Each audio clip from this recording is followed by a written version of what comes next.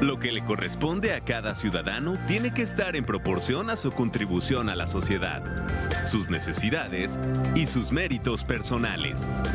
Y el protagonista eres tú. Foro Jurídico.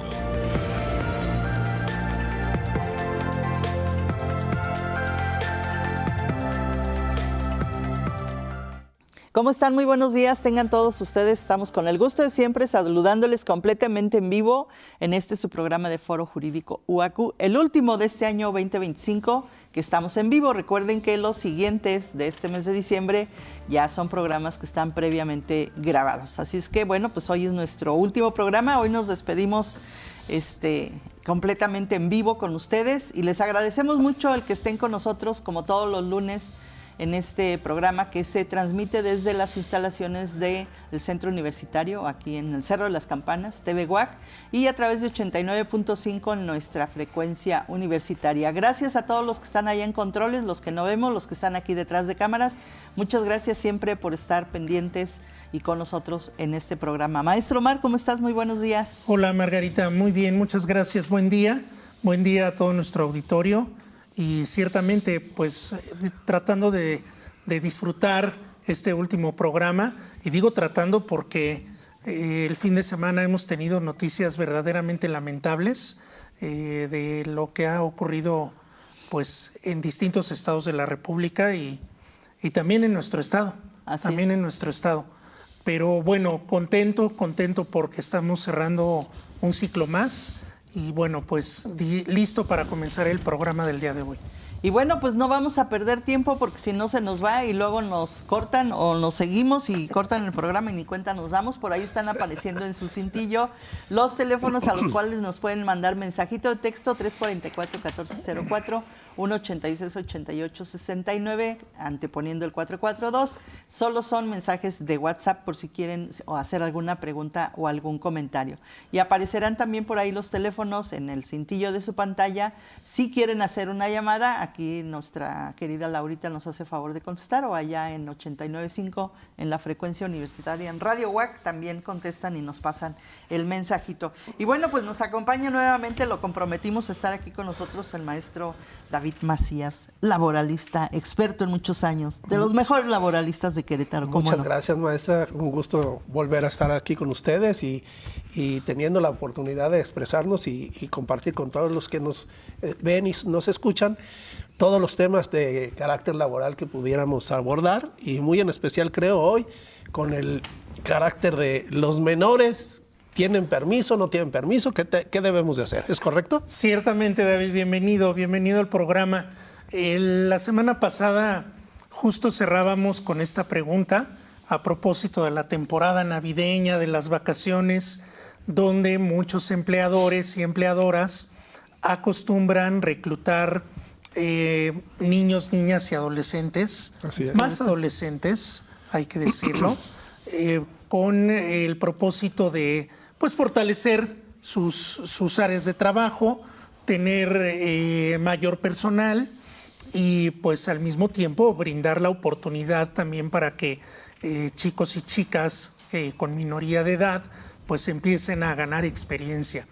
Sin embargo, pues yo preguntaba qué es lo verdaderamente importante desde el punto de vista del empleador para considerar antes de contratar a un menor de edad. Lo primero y muy importante es que la ley es muy clara en este sentido. No se pueden contratar menores de 14 años hacia abajo. Eso es, la ley es clara, precisa, no es permisible, no es posible, y por lo tanto queda al margen de las personas, de los jóvenes que están entre los 15 y los 17 años, un poquito antes de los 18, que sí pueden ser contratados. Ahora, ellos pueden ser contratados cumpliendo con ciertos requisitos. Los requisitos son, primero, que sí tengan un dictamen médico en el que se señale claramente que están aptos para realizar ciertas actividades. La ley establece cuáles actividades pueden realizar. Segundo, que tengan un permiso. En el estado de Querétaro, pues tienen que acudir a la Secretaría del Trabajo, en el Departamento de Inspección, quienes les pedirán el permiso correspondiente. Clarísimo es que el patrón normalmente se confía, porque le dice el amigo, oye, contrata a mi hijo. Y lo hacen con el afán de ayudar al amigo, pero también con el afán de cumplir con sus obligaciones o sus actividades, y sin embargo descuidan el pequeño detalle de tener el permiso. Entonces, mejor hay que cumplirlo. Y acuérdense, cuando se pide el permiso debe de ir acompañado de un adulto mayor de edad, sobre todo quiénes son los tutores de esos menores. Claro. David, perdón, ¿este permiso es por escrito? Sí, ese permiso lo debe de dar la Secretaría. Correcto. A través de la inspección por escrito, y es un documento que te da certeza jurídica de que no te pueda ocurrir algo. Imagínate tú que tengas contratado a alguien menor de edad, que hay jóvenes que se ven más grandes de lo que aparentan físicamente, y que te llegue una inspección. No, hombre. No sé si recuerden un caso hace algunos años aquí en Querétaro, no mucho, de un menor que manejaba un transporte público. Es correcto. Y entonces, lo que pasa es que en apariencia se veía mucho más grande de lo que era. Sí. Y no habían ni siquiera verificado la licencia para conducir, ¿no? Pero en estos casos, si tienes las herramientas a tu alcance para dar cumplimiento a un requerimiento de autoridad y estar tranquilo en la contratación de un menor de edad, hay que hacerlo. Correcto. Ahora, ¿cuáles son sus características, maestra? Las características principales son, un menor de edad, dice la ley, no puede trabajar más de 6 horas en un día. Y dentro de esas 6 horas, 3 deben de ser seguidas y por una de descanso y otras 3. Es muy complicado para el que contrata el tener un registro adecuado del periodo en el que se contrata al menor y del tiempo computado en el que presta su servicio. Claro. Porque resulta ser que las autoridades obligan a la parte patronal, el 804 claramente dice que debe de tener el registro de asistencia y de cómputo de sus horarios. Sin embargo, no todos cuentan con las herramientas adecuadas, que por cierto, ya van a ser obligatorias y tienen que ir buscando la manera de tener el respaldo documental y registro dactilar o ocular de las asistencias de quienes trabajan con ellos. Perfecto. Órale. Pues para que vayan tomando nota, Margarita. Sí, tienen que buscar la manera. ¿Qué pasa si yo contrato a un menor de edad y me llegan con de una la inspección? Secretaría del Trabajo? Uy, la ley misma señala, a partir de la reforma también, que los menores de edad que trabajen sin estar en las condiciones óptimas y el cumplimiento de disposiciones jurídicas, pues serán acreedores a multas muy altas. Y sobre todo, si no respetan los horarios de trabajo, pues solamente por una hora de más que hubiera prestado el servicio y que pudiera ser acreditable, son 200 veces más el salario que debe de otorgársele. Es complicadísimo.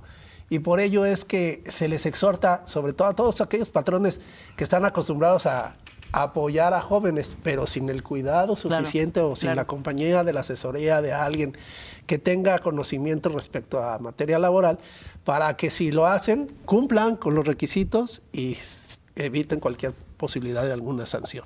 Correcto.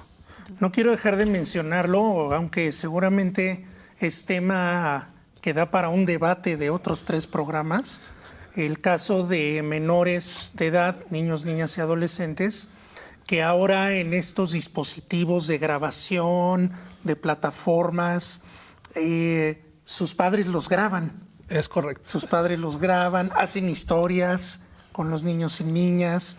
Eso en otros países, entiendo, ya se ha discutido como un tema laboral y como un tema que incluso tiene sanciones fuertes.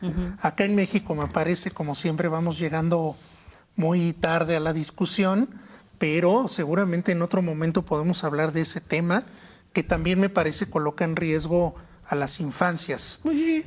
Puntualmente, les voy a dar un ejemplo. En las escuelas privadas y públicas, normalmente hay maestros, maestras, directores, administrativos de la escuela, que en periodo vacacional llevan a su hermano chiquito, su sobrino, su primo, su amigo, y resulta ser que sin querer, vamos a decirlo así, realizan actividades del cuidado de menores que están en esas escuelas. Uh-huh. Imagínate, te llega una inspección y ¿quién es él? ¿Qué está haciendo aquí? ¿Y por qué está cuidando a ese menor? Ante esa circunstancia, pues se levanta un acta circunstanciada de la visita de inspección extraordinaria, uh-huh, en la cual pudieran caer en una dificultad por hacer un bien o por prestar un servicio, uh-huh, o por ayudarle a un familiar de cuidar a su menor. Pero el menor, si se involucra en las actividades o tareas de la escuela, pues resulta que es parte de la función primordial de esa institución y por lo tanto pudiera considerarse que se está utilizando un menor de edad para esas actividades. Peor aún, sí, como claramente lo acabas de decir, maestro, que se esté grabando y, ay, me gusta mucho este chiquito, esta chiquita y la estoy cuidando. Uh-huh. Ah, caray. Uh-huh. Y resulta ser que está ahí por otra circunstancia que debido a que la invitaron, tomó la posibilidad de con su teléfono grabar que está realizando una actividad. Y si alguien se da cuenta en el internet, pudiera presentar una queja, claro, ante la Secretaría del Trabajo, en su departamento de inspección, y entonces se va a meter en un problema esa persona. Y más aún si ya están monetizando, claro, con ese tipo de ayer lo veíamos en un videíto que se subió aquí en redes sociales en Querétaro, ¿no? 2 niños con una bocina, andaban haciendo perifoneo por ahí en el Jardín Plaza de Armas, y otros chiquitos más estaban haciendo pintas, ¿no? Con un spray. Entonces dicen, bueno, ¿esos niños están manipulados o lo hicieron de mutuo propio? Pues obviamente que hay una responsabilidad de la gente mayor. Es correcto. ¿No? Y entonces, el problema del cuidado no solo estriba en el hecho de saber qué están haciendo tus hijos menores de edad en esas actividades, sino estriba de la educación, la pericia, el cuidado, el seguimiento, la compañía. Son muchas circunstancias que rodean esa situación. Así es correcto. Vamos a cambiar abruptamente de tema porque si no nos va a dar. Correcto. ¿Qué pasa hoy con el trabajo a distancia, ¿no? Que subió mucho más en porcentaje después de la pandemia. Y ahora hay mucha gente que hace trabajo de oficina desde casa, ¿no? El maestro dijo antes de terminar la sesión anterior, uh-huh, que estaba muy interesado en saber cuáles eran las características del trabajo en casa. Uh-huh. Pero sobre todo, ¿cómo puedes determinar que efectivamente alguien que está en casa está cumpliendo con sus actividades primordiales, que es la prestación de servicios para un cierto patrón? ¿Es complicado? Sí es complicado. Se tuvo que hacer, pero sobre todo por la pandemia. Claramente, sí. La mayoría de nosotros nos tuvimos que resguardar a efecto de cumplir con normas y reglamentos que se expidieron de manera inmediata, uh-huh, para tratar de no expandir el virus. Bueno, la ley tuvo que cambiar. Ustedes recuerdan que hubo reformas en el 2021, 2022 y 2023. Uh-huh. Y una de ellas es la reforma, es la norma 037. Esa norma tiene que ir acompañada con otras ciertas normas, como es la 035, uh-huh, etcétera, etcétera. Y esa norma dice que puede existir el trabajo a distancia, es decir, el home office, como lo conocen la mayoría de las personas, o el trabajo en casa, en donde tiene que computarse cierta cantidad de horas y actividades a favor del patrón. Uh-huh. Pero ¿qué creen que no cuidaron? Y cuando estaba la ahora dirigente nacional de Morena, como secretaria del Trabajo y Previsión Social a nivel federal, uh-huh, expidió esa norma diciendo que el patrón estaba obligado a cumplir con ciertas características. Y lo sorprendente es que creo yo que casi nadie la sabe. Y no la saben porque no le tomaron el cuidado de la lectura de la norma expedida por la autoridad. Una de las características es que le tienen que proporcionar un sillón, y un escritorio adecuado para las actividades a desempeñar. Sí, claro. Una silla Caray, ergonómica. van a decir ustedes, ¿pero cómo? O sea, el patrón va a tener que llevarle a su casa una silla ergonómica y un escritorio adecuado para el desempeño de sus funciones. Sí. Pues sí. Y la computadora. Claro, hay que dársela porque tiene que cumplir con los requisitos que tiene que acreditarle al patrón que cumplió. Pero otra cosa, tienen que pagarle parte de la luz, parte del internet y parte de todas aquellas herramientas que fueron utilizadas en el home office para el cumplimiento de sus actividades. Pero la norma no establece qué proporción, no señala de qué forma se va a acreditar, no señala de qué manera lo va a hacer. Y por lo tanto, pues sí, muchas veces expedimos normas legales que parecieran que benefician a la clase trabajadora y que ayudan al patrón a tener un mejor control con las actividades que realiza esa persona desde casa. Pero ante la no determinación de los porcentajes de pago de estas herramientas, pues los dejan en completo estado de indefensión. Claro. ¿No? Ahora, también dice que el patrón está obligado a determinar el horario, sí cumpliéndolo, pero verificando que efectivamente se hizo uso de ese horario en la prestación de servicio para el patrón. Y ahí hay otra gran dificultad. Si estamos utilizando el internet en una plataforma en donde el patrón pueda verificar que se está cumpliendo con la actividad, puede hacer recíproco el hecho del cumplimiento de uno y otro, uno de la actividad y el otro del pago, por el tiempo computado de la prestación del servicio. Pero si no lo tienes, pues le tienes que pagar de todas maneras, ¿no? Le tienes que pagar de todas maneras. Y puedes decir, ¿no? Y es que yo trabajé más. Caray, ¿cómo? ¿No? Sí, claro. Entonces, son circunstancias que los legisladores en la actualidad debieran de ir revisando, verificando, constatando, precisando, para que ambas partes, en igualdad de condiciones, tengan la posibilidad, uno, de acreditar en la prestación del servicio y el otro, el pago por esa prestación del servicio. Es increíble cómo las dinámicas laborales se modificaron, ¿no? Sí, cambiaron totalmente a partir de la pandemia. Oye, maestro, pero a ver, vamos a suponer, yo desde siempre, desde que entré a la empresa, por las circunstancias que quieras, he hecho trabajo desde casa. ¿Tengo las mismas prestaciones que un trabajador presencial? Claro que sí. Es más, en ese aspecto, la seguridad que te da la herramienta Ley Federal del Trabajo, del cumplimiento de tus prestaciones y el pago de las mismas, en los términos que señala la ley, es la misma. No hay una diferenciación entre quien presencialmente desempeña sus funciones con el que desde casa está realizando sus funciones.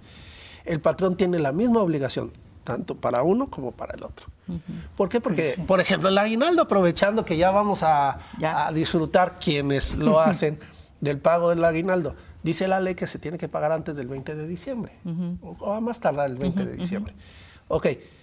¿El presencial y el de casa cobran lo mismo? Sí, porque la ley no hace distinción alguna del beneficio del pago del aguinaldo. Recuerden, sobre todo, si solamente tienen unos meses de haber entrado a trabajar, pues, la parte proporcional que les corresponda del pago de aguinaldo se tendrá que efectuar de la misma manera como señala la ley. Si tiene más de un año, pues obviamente mínimo 15 días. Pero hay quienes tienen la posibilidad de ingresar más pago de aguinaldo en virtud de sus convenios o contratos colectivos de trabajo. Oye, nos hace una pregunta a la doctora Hilda Romero. Doctora, muchas gracias. Gracias por vernos, siempre está pendiente de nosotros. ¿Pueden comentar sobre alguna advertencia a la contratación del adulto mayor, del adulto pensionado y jubilado? O sea, ¿qué pasa? Ese es otro tema muy interesante, porque el adulto mayor en muchos de los casos ya están jubilados. Y entonces, la ley sí dice que si tú vas a ingresar a trabajar en otro lado, pero ya estás jubilado, entonces debe de suspenderse el pago de la jubilación porque vas a tener un ingreso a través de una nueva contratación. Y la mayoría, ¿qué hacemos? no lo inscribimos en el Seguro Social porque ya está jubilado y ya le Sí, pago su cierto. jubilación. Y esto se lo doy de manera extraordinaria en beneficio de. Pero si le pasa un accidente de trabajo y se entera la autoridad, Claro. el riesgo es muy alto, las Pare- multas mucho más. Parecería una muy buena intención Sí, claro. en ánimo de De beneficiarlo. ayudar, de responsabilidad social, incluso hasta de gratitud. Es correcto. Pero bien lo dices, ante una contingencia puede generarse un problema mayor. Es correcto. Un poco en esa misma línea yo quería preguntarte por el caso de personas con algún tipo de discapacidad que son contratadas, que son empleadas. Incluso hace no mucho pues había una especie de política donde se sugería que las empresas contrataran un determinado porcentaje de personas con discapacidad. Y que la ley también lo dice. Exacto. ¿Hay algún tipo de beneficio extra para estas personas o aplica de la misma manera también? Ahí hay que ser muy claros, pero sobre todo muy transparentes. El hecho de la incapacidad o discapacidad de la persona no le genera un beneficio superior al trabajador A cualquier común, otro trabajador. vamos a Ok. decirlo así. Para no hacer distinción, es importante establecer que efectivamente las personas que cuentan con algún tipo de discapacidad, pues la ley señala claramente cuáles son sus derechos y protecciones jurídicas. Pero estas no quieren decir que sean superiores o distintas a la del personal general. No por ello, por ejemplo, hablando del aguinaldo, por eso le vas a pagar un peso, un día más o un peso más por la situación en la que se encuentra. Porque ambas personas, con sus características, deben de ser beneficiadas con el mismo patrón de pago de aguinaldo que señala la ley. Con las mismas prestaciones. Las mismas prestaciones y todo. La única diferencia del beneficio es que la ley claramente señala que no es la manera de protección de esas personas es distinta por el cuidado, por el seguimiento, por la protección, claro. que la misma norma señala. Mas no hay una distinción entre el pago de prestaciones entre una y otra. Claro. Perfecto. Pues tenemos muchas preguntas, 1000 preguntas más. Aquí nos quedaríamos 3 programas más, como dice el maestro Omar. Pero bueno, desafortunadamente el tiempo siempre Nos gana en todos los sentidos. Y bueno, pues agradecerte, maestro David. Ojalá que los comentarios que ya hiciste y que ya te hemos aquí cuestionado le sirvan mucho a la gente que nos ve, que nos escucha y que nos pueden mandarnos sus mensajitos a través de mensaje. Sí, claro. Podemos también hacer una Y a ti, una David, ¿dónde te contestación. pueden contactar? ¿Dónde te Claro, pueden con mucho encontrar? gusto. Nosotros tenemos un domicilio que es en calle Arquitos número 223, en la colonia Arquitos. Ahí podemos con mucho gusto recibir cualquier tipo de ¿Tienes asesoría. algún correo electrónico? Claro algún que sí, número de David teléfono? m@mrs-medioadministracion.com y al teléfono 442-128-5743. ¿Redes sociales tienen? Redes sociales también, normalmente utilizamos las de la empresa, que es mrs-medioadministracion.com.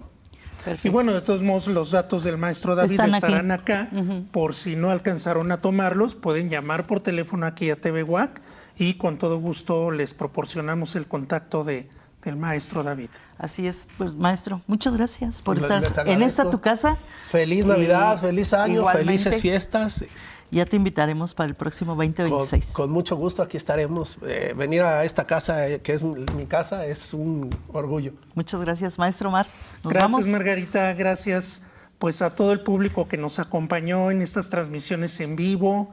Feliz Navidad y feliz Año Nuevo. Felicidades para todos. Muchas gracias. Nos vemos la próxima. Lo que le corresponde a cada ciudadano tiene que estar en proporción a su contribución a la sociedad, sus necesidades y sus méritos personales. Y el protagonista eres tú. Foro Jurídico.